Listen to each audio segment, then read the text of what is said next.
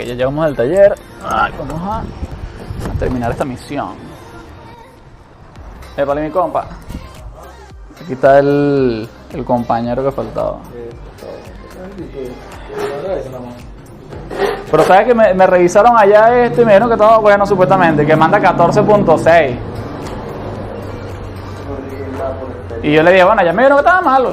Y me dijo, bueno, a veces cuando le meten más corriente, que no sé qué, no sé. Y no me supo explicar, pero... O sea, no sé. Tengo experiencia ya con los bichos.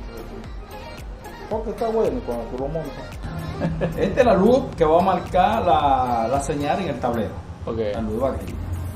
Negativo, que es como si estuviera montado en el carro, y este es positivo. Okay. Y él me va a generar la carga esta. ¿Está bueno? Él debería generar que 14. 14, máximo 14.6, máximo. Mínimo 13.7, mínimo. Y trabaja bien.